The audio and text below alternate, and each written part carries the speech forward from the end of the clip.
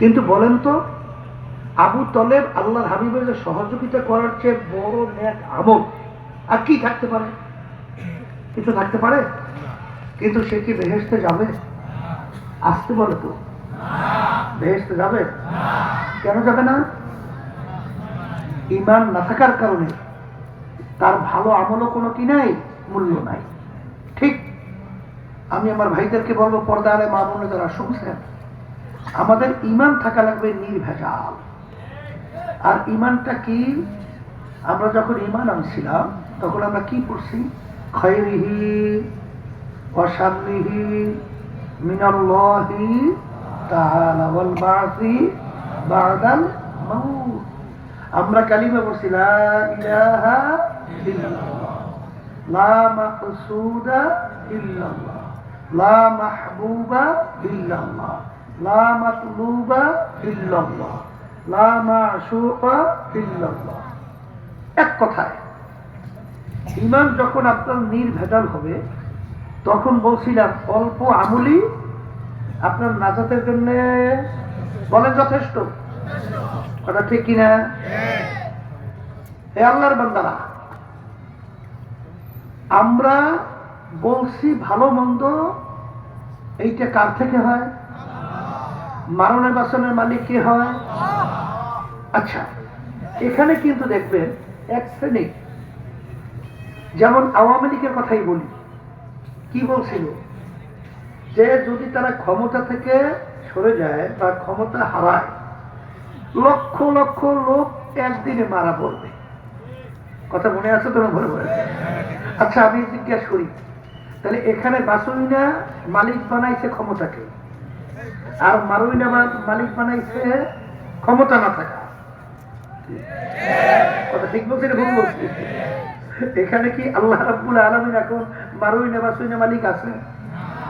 আসতে বলেন, আছে? নাই তো। আইন দেওয়ার মালিক কে? বলেন বলেন। ক্ষমতার মালিক। কিন্তু এক শ্রেণী আমরা বর্তমানে আমরা নামাজ পড়ি ঠিক, কিন্তু প্রচলিত যে গণতন্ত্র, যেটা বিএনপি লালন করে, আওয়ামী লীগ লালন করে, জাতীয় পার্টি লালন করে, কি তাদের প্রচলিত গণতন্ত্রের থিমটা কি? আব্রাহাম লিঙ্কন, প্রাক্তন প্রেসিডেন্ট আমেরিকার, তিনি বলছিলেন government of the people, by the people, for the people. তিনি এক কথায় বোঝাতে চায় সমস্ত ক্ষমতার মালিক জনগণ। আচ্ছা, এখন আপনি প্রশ্ন করেন, আপনাদের উত্তর নিয়ে আসেন। যদি এই কথা কেউ স্বীকার করে, অকপটে বিশ্বাস করে সমস্ত ক্ষমতার মালিক জনগণ, এখন আপনার ঈমানের অবস্থানটা আপনি প্রকাশ করেন। কি ঝামেলা আছে না নাই?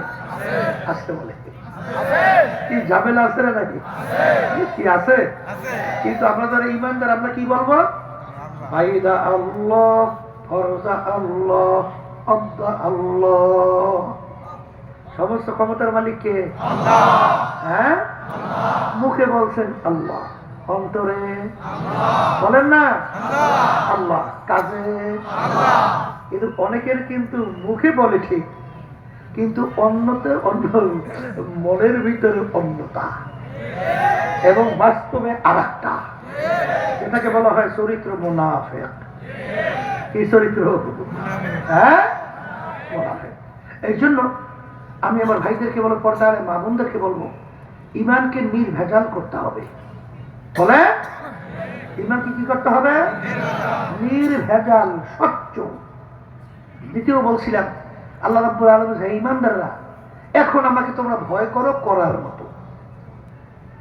এই আয়াত নাযিল হওয়ার পরে সাহাবায়ে কেরাম পরেশান হয়ে গেল যে আল্লাহকে ভয় করো করার মতো, এইটা তো আমাদের শক্তির বাহিরে অনেকটা। কথা ঠিক কিনা? তাকে যেভাবে ভয় করা দরকার, এটা কি আমরা সেভাবে করতে পারি? এরপর আয়াত নাযিল হলো, তোমাদের সাধ্য অনুযায়ী আমাকে ভয় করো। কথা ঠিক? আত্তাকওয়া মেলাকুল হাসানাত, সমস্ত নেকির মূলই হলো আল্লাহর ভয় ভিতরে পয়দা হওয়া। আচ্ছা বলেন তো, আল্লাহর ভয় যদি আপনার ভিতরে পয়দা না হয়, আপনি ঘুষ থেকে ফেরবেন কিভাবে? বলেন বলেন বলেন।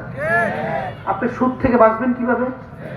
আপনি বিভিন্ন আল্লাহর নিষিদ্ধ কাজ থেকে কিভাবে বাঁচবেন? পারবেন? পারবেন? তাহলে আল্লাহর ভয় ভিতরে থাকলে হাদিসের মধ্যে আসছে, আল্লাহ রাসূল সাল্লাল্লাহু আলাইহি ওয়াসাল্লাম বলেন, যার ভিতরে আল্লাহর ভয় পয়দা হবে তার আমলনামা থেকে গুনাহগুলো এইভাবে ঝরে পড়বে, যেরকম একটা গাছ যদি পাতা শুকিয়ে যায়, যখন গাছ ধরে কেউ ঝাঁকা দেয় এই পাতাগুলো কিভাবে পড়ে? ঝরঝর করে পড়ে যায়। যার ভিতরে আল্লাহর ভয় পয়দা হবে তার আমলনামা থেকে এইভাবে গুনাহগুলো ঝরে পড়ে যায়। আর যার ভিতরে আল্লাহর ভয় পয়দা হবে সে কখনোই জাহান্নামে প্রবেশ করবে না। কথা ঠিক কিনা? শোনেন আল্লাহর বান্দারা, আল্লাহর ভয়ের ব্যাপারে আপনারা জানেন, এই মুসা আলাইহিস সালাতু ওয়াস সালামের জামানা, হ্যাঁ, এক বড় লোকের পাশের বাড়ি, গরিব অসহায়, বাচ্চাগুলো পেটের ক্ষুধায় কোনো খানা পায় না, মানে মরণাপন্ন, এমন ভাবে কাঁদতেছে এবং রূহ বের হওয়ার উপক্রম। এক পর্যায়ে মা দিক বিদিক না পাইয়া পাশের বাড়ি বড় লোকের ঘরে যাইয়া বলতেছে, ভাই, আমার বাচ্চাগুলো পেটের ক্ষুধায় মারা যাওয়ার উপক্রম, আপনি কিছু খানা দিবেন, এর বিনিময়ে বাচ্চাগুলো খাবে, বাঁচবে। তখন ওই বড় লোক দুষ্ট প্রকৃতির বলতেছিল, খারাপ প্রস্তাব দিচ্ছে যে আমার সঙ্গে অপকর্মে লিপ্ত হতে পারলে এর বিনিময়ে তোমাকে আমরা দিব। আল্লাহর বান্দি আল্লাহর ভয়, সে চলে আসছে। আসার পরে দেখে বাচ্চাগুলো এখন শ্বাস টানার প্রায় শেষ পর্যায়ে, রূহ বের হবে হবে। তা মায়ের সামনে সন্তান মারা যাবে, এটা কোনো মা সহ্য করতে পারে? এক পর্যায়ে হুঁশ বেদিক হারাইয়া যখন নাকি আবার যাই বলতেছিল, তোমার প্রস্তাবে রাজি আছি, তুমি আগে খানা দাও, বাচ্চাগুলো আগে বাঁচুক। যখন ওই বদমাইশ খারাপ কাজের অগ্রসর হইতেছে, তখন এই আল্লাহর বান্দি শরীরের ভিতরে থর কম্পূর্বে কাঁপ শুরু হয়ে গেছে। তখন বলতেছে, ব্যাপার কি, আপনি কাঁপতেছেন কেন? তখন আল্লাহর বান্দি বলতেছে, আল্লাহর ভয়। বলেন কার ভয়? বলার সঙ্গে সঙ্গে তখন ওই আল্লাহর মধ্যে, আল্লাহর বান্দার মধ্যে আল্লাহর ভয় পয়দা হয়ে গেছে।